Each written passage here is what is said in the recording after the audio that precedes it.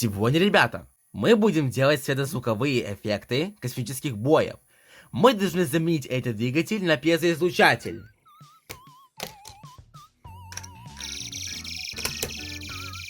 И он будет издавать звуки. Мы должны закрыть пальцем фоторезистор от света и касаться сенсора. Закрываем фоторезистор пальцем, чтобы лучи не попадали к нему. И касаемся другой рукой, другим пальцем на сенсорную плату. Видите? У нас получается, ребята.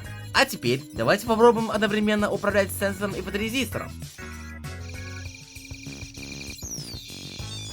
Как игрушка.